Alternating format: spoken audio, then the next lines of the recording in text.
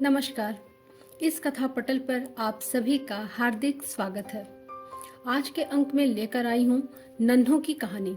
जी हाँ, आज की कहानी का शीर्षक है नन्हों, जिसके रचनाकार हैं हिंदी साहित्य के विख्यात लेखक शिव प्रसाद सिंह। हिंदी उपन्यास जगत को नीला चांद और गली आगे मुड़ती है जैसे कालजयी उपन्यासों से समृद्ध करने वाले शिव प्रसाद जी की इस कहानी में आप सुनेंगे एक सीधी साधी स्त्री किस तरह गरीबी के कारण रीति रिवाजों के नाम पर बलि चढ़ा दी जाती है। असल में नन्हों का पिता अपनी बेटी के लिए एक स्वस्थ सुंदर वर ढूंढता है, परंतु वास्तविकता में नन्हों का विवाह एक अपाहिज व्यक्ति से कर दिया जाता है। क्या छल धोखे से किए गए इस विवाह को नन्हों हृदय से स्वीकार करती है, या जिस युवक को दिखाकर उसकी सहमति ली जाती है उसके साथ चली जाती है? नन्हों का निर्णय जानने के लिए आइए सुने ये कहानी। डाकिये ने दरवाजे पर दस्तक दी तो नन्हों सहुआइन ने दाल की बटली पर यूं कलछी मारी जैसे सारा कसूर बटुली का ही है। हल्दी से रंगे हाथ में कलछी पकड़े वे रसोई से बाहर आईं और गुस्से के मारे जली भुनी दो का एक डग मारती ड्योढ़ी के पास पहुंची। कौन है रे? सहुआइन ने एक हाथ में कलछी पकड़े दूसरे से सांकल उतारकर दरवाजे में झांका तो डाकिये को देखकर धक्क से पीछे हटी और पल्लू से हल्दी का दाग बचाते एक हाथ का घूंघट खींचकर दरवाजे की आड़ में छिपकली की तरह सिमट गई। अपने की चिट्ठी कहाँ से आएगी मुंशी जी? पता ठिकाना ठीक से उचार लो, भूल चूक हो गई होगी। वे धीरे से फुसफुसाई। नहीं जी, कलकत्ते से किसी राम सुभग साहू ने भेजी है, पता ठिकाने में कोई गलती नहीं। राम सुभग? अध कही बात को एक घूंट में पीकर सहुआइन यों देखने लगी जैसे पानी का धक्का लग गया हो। मुंशी जी ने चिट्ठी आगे बढ़ाई। पतंगे की तरह फड़फड़ाती चिट्ठी को पंजे में दबोचकर नन्हों सहुआइन पीछे हटी और दरवाजे को झटके से भेड़ लिया। आंगन के कोने में पानी रखने के चबूतरे के पास खड़ी होकर उन्होंने चिट्ठी को पढ़ा। राम सुभग आ रहा है, लिखा था चिट्ठी में। केवल 3 सत्र की इबारत थी पूरी, पर नन्हों के लिए उसके एक एक अक्षर को उचारने में पहाड़ सा समय लग गया जैसे। चबूतरे के पास कलसी के नीचे पानी गिरने से जमीन नम हो गई थी। जौ के बीज गिरे थे जाने कब के, इकट्ठे एक में सटे हुए उजले हरे अंखुए फूटे थे। नन्हों सहुआइन एकटक उन्हें देखती रही बड़ी देर तक। 5 साल का समय कुछ कम तो नहीं होता। लंबे लंबे 5 साल। पूरे 5 साल के बाद आज राम सुभग को भौजी की याद आई है। 5 साल में उसने एक बार भी कुशल मंगल का हाल नहीं दिया। एक बार भी नहीं पूछा कि भौजी जीती है या मर गई। जब अपना ही नहीं रहा हालचाल लेने वाला तो दूसरा कौन पूछता है किसे? नन्हों सहुआइन ने चारपाई के पास से माची खींची और उस पर बैठ गई। हल्दी सनी उंगलियों के निशान कार्ड पर उभर आए थे जैसे वह किसी के शादी ब्याह का न्योता था। शादी ब्याह का ख्याल आते ही नन्हों सहुआइन की आंखें मछली सी चिलक उठी। जाने कितनी बार सोचा है उन्होंने अपनी शादी के बारे में।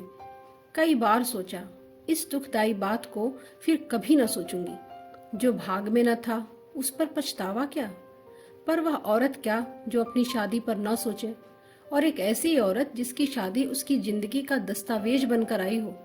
उसने तो नन्हों के समूचे जीवन को रेत भरी परती की तरह वीरान कर दिया। गांव की सभी औरतों की तरह नन्हों का भी ब्याह हुआ था। उसकी भी शादी में वही हुआ जो सभी शादियों में होता है। बाजा गाजा, हल्दी, सिंदूर, मौज, उत्सव, हंसी रुलाई, सब कुछ वही। एक बात में जरूर अंतर था कि नन्हों की शादी उसके मायके में नहीं, ससुराल में हुई। इस तरह की शादियां भी कोई नई नहीं है। जो जिंदगी के इस महत्वपूर्ण मौके को भी उत्साह और इच्छा के बावजूद रंगीनियों से बांधने के उपकरण नहीं जुटा पाते, वे बारात चढ़ाकर नहीं, डोला उतारकर शादी करते हैं। इसलिए नन्हों की शादी भी डोला उतार कर ही हुई, तो इसमें भी कोई खास बात तो नहीं हो गई। नन्हों का पति मिश्री लाल एक पैर का लंगड़ा था, पैदाइशी लंगड़ा। उसका दायां पैर जवानी में भी बच्चों की बाह की तरह मुलायम और पतला था। डंडा टेक कर फुदकता हुआ चलता। नाक नक्श से कोई बुरा नहीं था। घर में किराने की दुकान होती जिसमें खाने पीने के जरूरी सामानों के अलावा तंबाकू, बीड़ी, माचिस और जरूरत की कुछ सब्जियां भी बिकती। अक्सर सब्जियां बासी पड़ी रहती क्योंकि अनाज से बराबर के भाव खरीदने वाले अच्छे गृहस्थ भी मेहमान के आने पर ही इस तरह का सौदा किया करते। मिश्री लाल की शादी पक्की हुई तो नन्हों का बाप बड़ा खुश था, क्योंकि मिश्री लाल के नाम पर जो लड़का दिखाया गया वह शक्ल में अच्छा और चाल चलन में काफी शौकीन था। लंबे लंबे उल्टे फेरे हुए बाल थे। रंग वैसे सांवला था, पर एक चिकनाई थी जो देखने में खूबसूरत लगती थी। इसलिए लड़के वालों ने जब जोर दिया कि हमें बारात चढ़ा के शादी सहती नहीं, डोला उतारेंगे, तो थोड़ी मीन मेह के बाद नन्हों का बाप भी तैयार हो गया, क्योंकि इसमें उसका भी कम फायदा न था। खर्चे की काफी बचत थी। डोला आया। उसी दिन हल्दी तेल की सारी रस्में बतौर टोटके के पूरी हो गई और उसी रात को बाजे गाजे के बीच नन्हों की शादी मिश्री लाल से हो गई। बाजों की आवाजें हमेशा जैसी ही खुशी से भरी थी। मंडप की मंडियों और चंदोवे में हवा की खुशी भरी हरकतें भी पूर्ववत थी। भाटिनों के मंगल गीत में राम सीता के ब्याह की वही पवित्रता गूंज रही थी। पर नन्हों अपने हाथ भर के घूंघट के नीचे आंसुओं को सुखाने की कितनी कोशिश कर रही थी, इसे किसी ने न देखा। एक भारी पत्थर को गले में बांधे वह वेदना और पीड़ा के अछोर समुद्र में उतार दी गई, जहां से उसकी सिसकियों की आवाज भी शायद ही सुनाई पड़ती। कहो भौजी, बाबा ने देखा तो मुझे, पर शादी हुई मिश्री भैया की। राम सुभग ने दूसरे दिन कोने में बैठी नन्हों से मुस्काते हुए कहा, अपना अपना भाग है, ऐसी चांद सी बहू पाने की किस्मत मेरी कहाँ है। भौजी मजाक के लिए बनी है, पर ऐसे मजाक का भी क्या जवाब। नन्हों की आंखों से झरझर आंसू गिरने लगे, जिन्हें वह पूरे 24 घंटे से लगातार रोके हुए थी। राम सुभग बिल्कुल घबरा गया। उसने दुखी करने के लिए ही चोट की थी, पर घायल सदा पंख समेटे शिकारी के चरणों में ही तो नहीं गिरता। कभी कभी खून की बूंदें भर गिरती हैं और पंछी तीर को सीने में समाये उड़ता चला जाता है। नन्हों ने कहा, ठीक कहा लाला तुमने, अपना अपना भाग ही तो है, और चुपचाप पलकों से आंसुओं की चट्टानों को ठेलती रही। राम सुभग मिश्री लाल का ममेरा भाई है। अक्सर वह यहीं रहता। एक तो इसलिए कि उसे अपना घर पसंद नहीं था, बाप सख्ती से काम कराता, और आनाकानी की तो बूढ़े बाप के साथ दूसरे भाइयों का मिला जुला क्रोध उसके लिए बहुत भारी पड़ता। दूसरे मिश्री लाल का भी इरादा था कि वह अक्सर यहाँ आता जाता रहे, ताकि उसे दुकान के लिए सामान वगैरह खरीदवाने में आसानी पड़े। राम सुभग के लिए मिश्री लाल का घर अपना जैसा ही था। उसने मिश्री लाल की शादी की बात सुनी तो बड़ा खुश हुआ था कि घर में एक औरत आ जाएगी, थोड़ी चहल पहल रहेगी और चूल्हे के काम से भी फुर्सत मिल जाएगी। पर नन्हों को देखकर राम सुभग को लगा कि कुछ ऐसा हो गया है जैसा कभी सोचा न था। नन्हों वह नहीं है जिसे मिश्री लाल की औरत के रूप में देखकर उसे कुछ अड़चन न मालूम हो। वह काफी विश्वास के साथ आया था नन्हों से बात करने, उसे जता देने कि राम सुभग भी कुछ कम नहीं है, मिश्री लाल का बड़ा आदर मिलता है उसे। यह घर जैसे उसी के सहारे टिका है, और भौजी के लिए राम सुभग सा देवर भी कहाँ मिलेगा। और शादी के पहले तो नन्हों के बाप ने उसे ही देखा था। पर जाने क्या है जो नन्हों की उस झुकी हुई आंखों में कि राम सुभग सब भूल गया। चारपाई के नीचे बिछी रंगीन सुहागी चटाई पर पैरों को हाथ में लपेटे नन्हों बैठी थी। उसकी लंबी बरौनियां बारिश में भीगी तितली के पैरों की तरह नम और बिखरी थी, और वह एकटक कहीं देख रही थी। शायद मन के भीतर किसी बालियों से लदी फसल से ढके लहराते हुए एक खेत को, जिसमें किसी ने अभी अभी जलती हुई लुकाठी फेंक दी है। राम सुभग बड़ी देर तक वैसे ही चुप बैठा रहा। वह कभी आंगन में देखता था, कभी मुंडेरे पर। वह चाहता था कि इस चुप्पी को नन्हो ही तोड़े, वही कुछ कहे, अपने मन से ही जो कहना ठीक समझे, क्योंकि उसके कहने में शायद बात कुछ ठीक बने न बने, पर नन्हो तो कुछ बोलती ही नहीं। ब्याह के दूसरे दिन के रस्म रिवाज पूरे हो रहे थे। कमारी डाले में अक्षत सिंदूर लेकर गांव की तमाम सत्तियों के चौरे पूज आई थी और सबसे मिश्री लाल की मृत माँ की ओर से वर वधू के लिए आशीर्वाद मांग आई थी। रात भर गाने से थकी हुई भाटी ने अपने मोटे और भोणे स्वरों में अब भी राम सीता की जोड़ी की असीसे गा रही थी। कुछ बचे खुचे लोग एक तरफ बैठे खा रहे थे, पूर्वे पत्तल इधर उधर बिखरे पड़े थे। अच्छा भौजी, राम सुभग इस मौन को और झेल न सका, चुपचाप उठकर आंगन में चला आया। एक मन चली भाटिन ने मोटी आवाज में पूछा, क्या बबुआ, भौजी पसंद आई? राम सुभग इस प्रश्न की चुभन को भांप गया था। हाँ हाँ, बहुत। उसने मुस्कुराने की कोशिश की, पर गर्दन ऊपर न उठ सकी। वह चुपचाप सिर झुकाए दालान में जाकर मिश्री लाल के पास चारपाई पर बैठ गया। इस समय मिश्री लाल दो एक नाते रिश्ते के लोगों से बातें कर रहा था। पीले रंग की धोती उसके काले शरीर पर काफी फब रही थी, पर उसके चेहरे की वीरानी में कोई अंतर न था। खुशी उसके चेहरे पर ऐसी लग रही थी जैसे किसी ने जंग लगी पिच की डिबिया में कपूर रख दिया हो। उसके दाहिने हाथ का कंगन एक मरे हुए मकड़े की तरह झूल रहा था। जाने क्यों आज राम सुभग को मिश्री लाल बहुत बदसूरत लग रहा था। शादी के कपड़ों में कोई ऐसा भद्दा लगता है? यह राम सुभग ने पहली बार देखा। सुभग, मिश्री लाल ने बातचीत से निपटकर दालान में एकांत देखकर पूछा, क्यों रे सुभग, भौजी कैसी लगी? सच कहना, अपनों से क्या दुराव? गया था ना, कुछ कह रही थी? राम सुभग ने कहा, नहीं तो, काफी हंसमुख है। वैसे मायका छूटने पर तो सभी दुल्हनें उदास रहती हैं। मिश्री लाल अजीब तरीके से हंसा।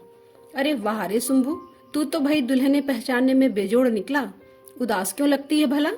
किसी परिवार वाले घर में जाती, सास जिठानियों की धौंस से कलेजा फट जाता। दिन रात कांव कांव, यहाँ तो बस दो परानी है, राज करना है कि नहीं? हाँ, राम सुभग गर्दन झुकाए चारपाई के नीचे देख रहा था। उसने वैसे ही हामी भर दी जैसे उसने पूरी बात सुनी ही न हो। मिश्री साहब, दरवाजे से कमारी ने पुकारा। बाबूजी बुला रहे हैं चौके पर, कंगन छूटने की साइत बीत रही है। मिश्री लाल धीरे से उठे और फुदकते हुए चौके पर जा बैठे। लाल चुनर में लपेटे गुड़िया की तरह उठाकर नन्हों को कमारी ले आई और उसे मिश्री लाल के बगल में बिठा दिया। मिश्री लाल की शादी हुए एक सतवारा बीत चुका था। इस बीच जाने कितनी बार राम सुभग नन्हों के पास बैठा। नन्हों के पास बैठने में उसे बड़ी घुटन महसूस होती। उसे हर बार लगता कि वह गलती से आ गया। उसका मन हर बार एक अजीब किस्म की उदासी से भर जाता। वह सोचता कि अब उसके पास नहीं जाऊंगा, जो होना था सो हो गया, पर उसका जी नहीं मानता। नन्हों ने इस बीच मुश्किल से उससे दो चार बातें की होंगी, कभी शायद ही उसकी ओर देखा होगा, पर पता नहीं उन झुकी हुई बरौनियों से घिरी आंखों में कैसा भाव है कि राम सुभग खींचा चला आता है। वे आंखें उसे कभी नहीं देखती कहीं और है, पर उनका इस तरह देखना राम सुभग के मन में आंधी की तरह घुमड़ उठता है। वह बार बार सोचता कि शायद नन्हों के बाप के सामने वह दुल्हा बनकर न खड़ा होता तो नन्हों आज यहाँ नहीं होती। झुकी हुई पलकों से घिरी इन आंखों की पीड़ा उसी की पैदा की हुई है। वही दोषी है, वही अपराधी है। राम सुभग इसलिए नन्हों के पास जाने को विकल हो उठता है, पर पास पहुंचने पर यह विकलता कम नहीं होती। उसकी माँ ने बहू को मुंह दिखाई देने के लिए 2 रुपए न्योता के साथ भेजे थे, पर नन्हों को देखकर उसकी हिम्मत न होती कि वे रुपए माँ की ओर से उसे दे दे। वह बाजार से सिल्क का एक रुमाल भी खरीद लाया। रुपए उसी में बांध लिए, पर रुमाल हमेशा उसकी जेब में पड़ा रहा, नन्हों को दे न सका। क्यों लाला, इतने उदास क्यों हो? एक दिन पूछा था नन्हों ने। यहाँ मन नहीं लगता? भाई भौजाइयों की याद आती होगी। राम सुभग ने मुस्कुराते हुए कहा, नहीं तो उदास कहाँ हूँ, तुम जो हो। हाँ, मैं तो हूँ ही लाला, पर मैं तो दुख की साझीदार हूँ। सुख कहाँ है अपने पास जो दूसरों को दूं? उदासी में पली, उदासी में बढ़ी, जन्मी तो माँ मर गई, बड़ी हुई तो बाप का बोझ बनी। मैं भला दूसरे की उदासी क्या दूर कर सकूंगी? राम सुभग ने पूरी साझेदारी से कहा, देखो भौजी, जो होना था वह तो हो गया। दिन रात घुलते रहने से क्या फायदा? कुछ खुश रहा करो, थोड़ा हंसा करो। नन्हो मुस्कुराने लगी। अच्छा लाला, तुम कहते हो तो खुश रहा करूंगी, हंसूंगी, पर बुरा न मानना, बेबान के काम में थोड़ी देर लगती ही है। उस दिन राम सुभग बड़ा प्रसन्न था। सिर का भारी बोझ जैसे हट गया, जैसे किसी ने फंसे हुए कांटे को खींचकर निकाल दिया। नन्हू का मुस्कुराना भी गजब है। सोच रहा था, उदास रहेगी तब भी, मुस्कुराएगी तब भी, हर हालत में जाने क्या है उसके चेहरे में जो राम सुभग का मन उचाट देता है। गांव में घूमता रहे, बाजार से सौदा लाता रहे, लोगों के बीच में बैठकर गप्पे हाँकता रहे, नन्हों के चेहरे की सुध आते ही एक रस झटके से टूट जाता। सोई सतह में लहरें वृत्ताकार घूमने लगती, सन्नाटे में जैसे मंदिर के घंटे की गूंज झंझना उठती। चैती हवा में गर्मी बढ़ गई थी। उसमें केवल नीम की सुवासित मंजरियों की गंध नहीं, एक नई हरकत भी आ गई थी। उसकी लपेट में सूखी पत्तियां, सूखे फूल, पकी फसलों की टूटी बालियां उड़कर आंगन में बिखर जाती।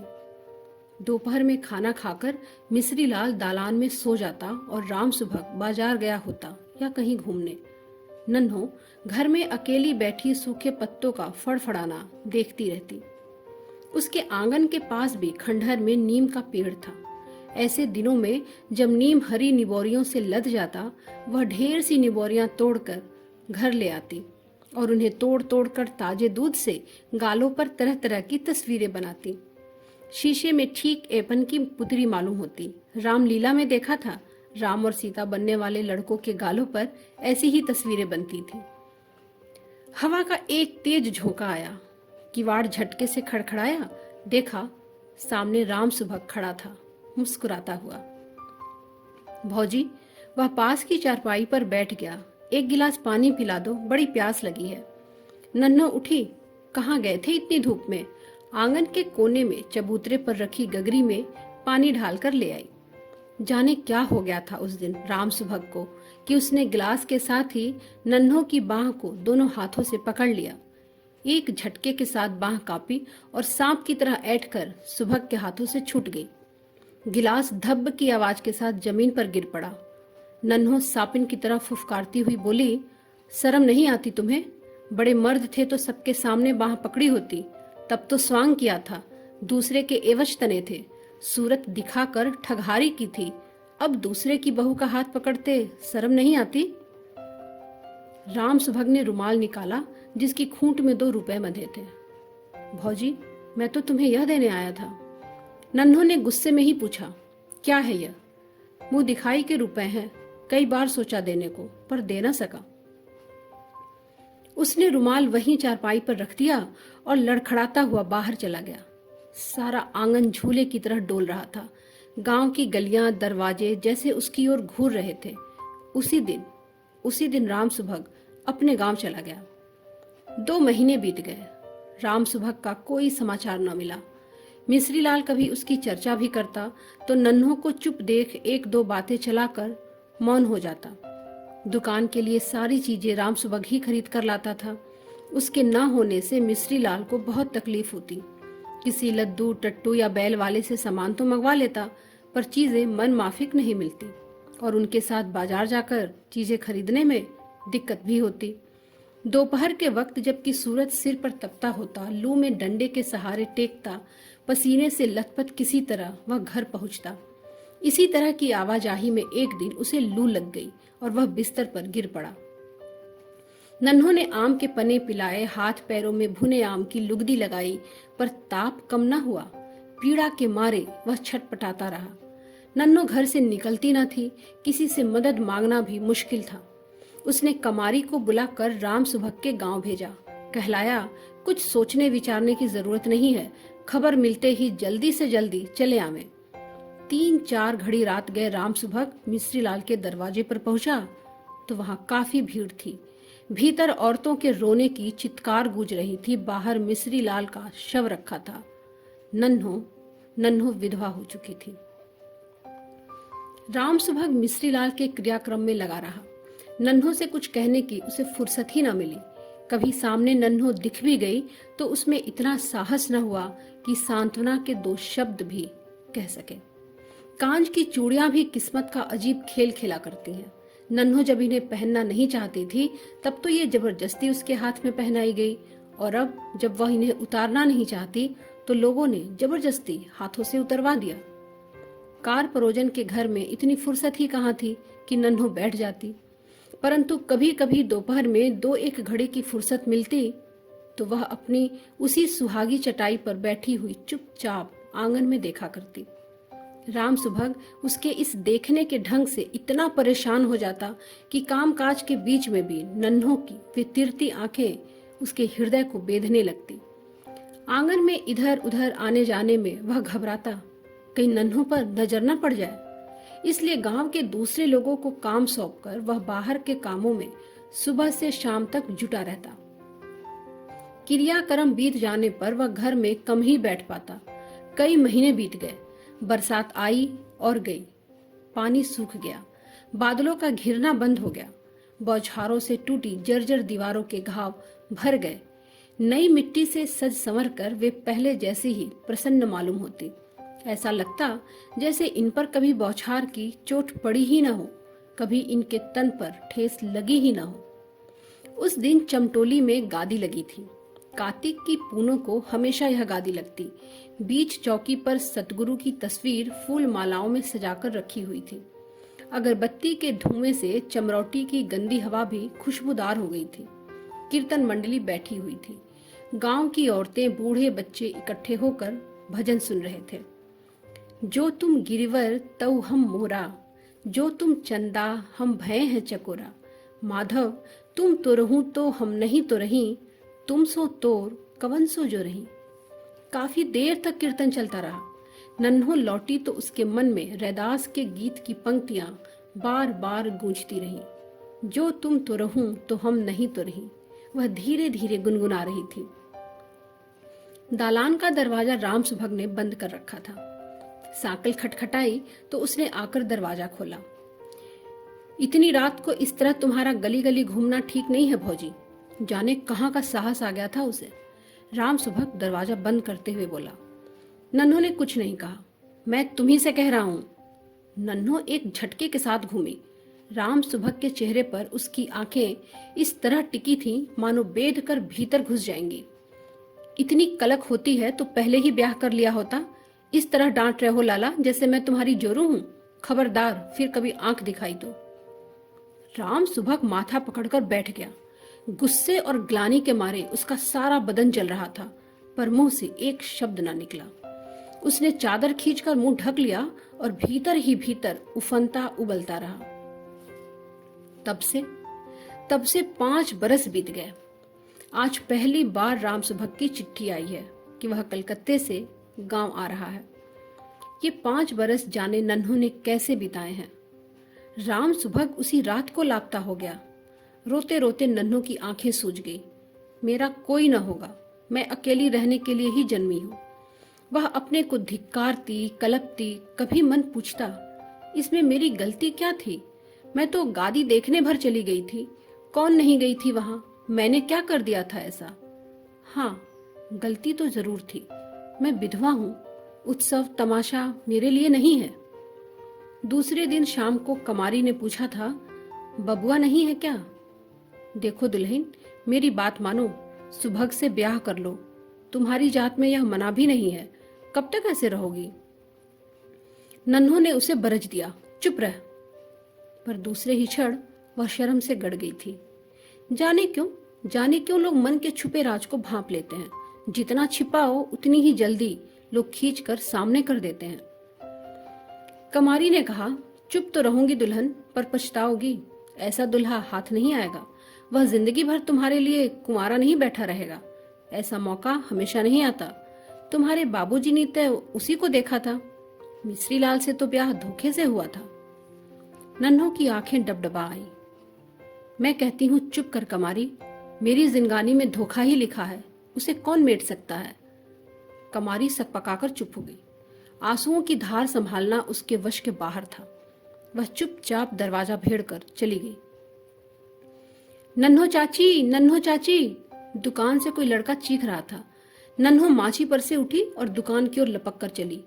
क्या है रे, क्यों चीख रहा है ऐसे? जन्नू ने हकलाते हुए कहा, यह देखो किसना बेर लेकर भाग रहा है। वह ललचाई आंखों से लाल लाल बेरों से भरी टोकरी को देख रहा था। अच्छा, भाग रहा है तो भागने दे, तू भी ले और भाग यहां से, हल्ला मत मचाओ। लड़के जेबों में बेर भर खिलखिलाते हुए बाहर चले गए। नन्हो ने दरवाजा बंद कर लिया और रसोई में चली गई। कलकत्ते की गाड़ी शाम 7 बजे के करीब आती थी। नन्हो आंगन में चारपाई डाले लेटी थी। पैरों में रेशों की चुभन अजीब लगती। हवा पहले जैसी सर्द न थी। हल्की गर्मी गुलाबी रंग की तरह हर झकोरे में समाई हुई थी। नन्हों के खुले हुए काले बाल सिरहाने की पाटी से जमीन तक लटके हुए थे। वह चुपचाप नीले आसमान के तारों को देख रही थी। आंगन की पूर्वी दीवार की आड़ से शायद चांद निकल रहा होगा, क्योंकि उजला उजला ढेर सा प्रकाश मुंडेरे की छाजन पर मिट्टी की पटरियों से टकराकर चमक रहा था। सांकल खड़की। भौजी! राम सुभग 5 साल के बाद लौटा था। नन्हों ने दरवाजा खोला। सुभग था सामने। अंधेरे में वह उसे देखती रही। आ जाओ। पंखुड़ियों के चिटकने जैसी आवाज सन्नाटे में उभर कर खो गई। दोनों बिल्कुल खामोश थे। राम सुभग आंगन की चारपाई पर आकर बैठ गया।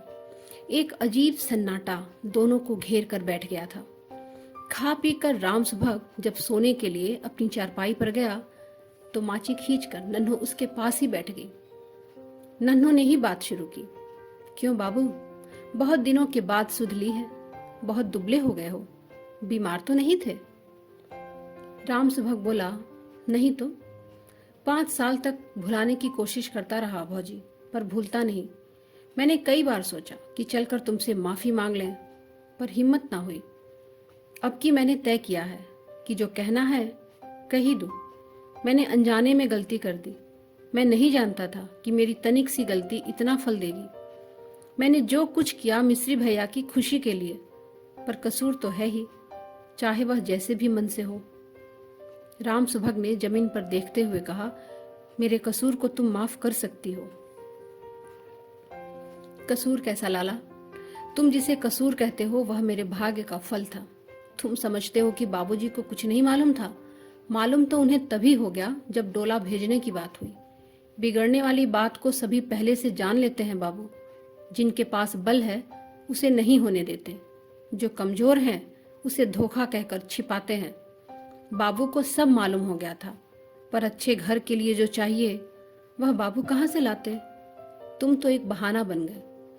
नन्हों ने आंचल से आंखें पोंछ ली। तुम्हारा क्या कसूर है इसमें?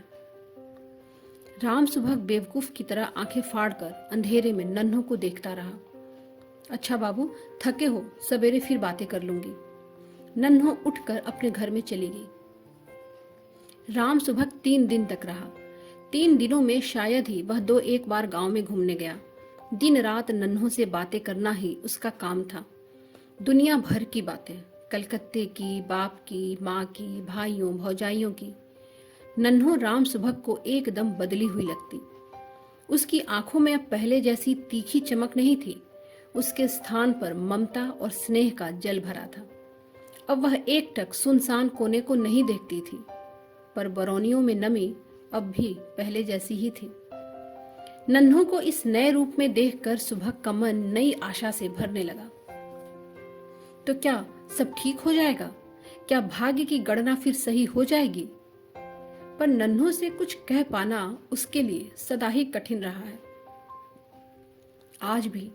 आज भी पिछली 2 घटनाओं को भूला नहीं था, पर नन्हों भी तो ऐसी पहले नहीं थी।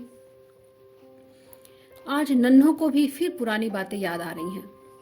रैदास के गीत की वह पंक्ति न जाने क्यों बार बार याद आने लगी है।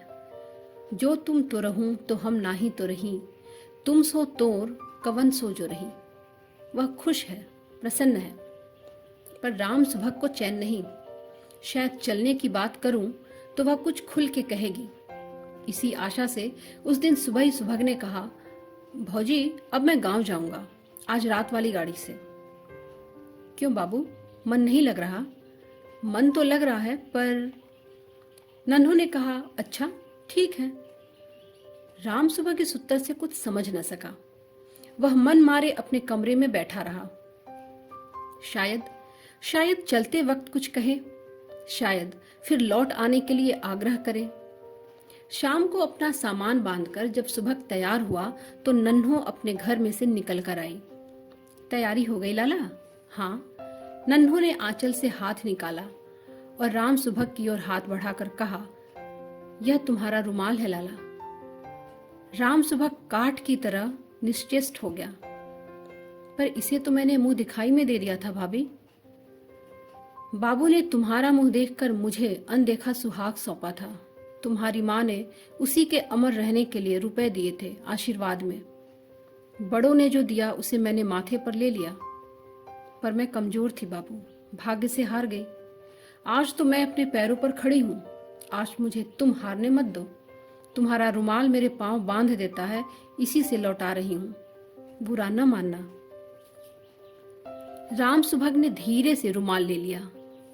नन्हों उसका जाना भी देख न सकी। आंखें जल में तैर रही थीं। दिए की जौ जटामासी के फूल की तरह कई फांकों में बट गई। नन्हों ने किवाड़ तो बंद कर लिया, पर सांकल न चढ़ा सकी। दोस्तों, जिस समाज परिवार ने नन्हों के सपने छीन लिए, जहां वह विवश थी, असहाय रही, वही नन्हों अथक परिश्रम से स्वयं को आर्थिक रूप से सशक्त बनाकर निर्णय लेती है कि जीवन पति या प्रेमी के बगैर भी आत्मसम्मान के साथ गुजारा जा सकता है।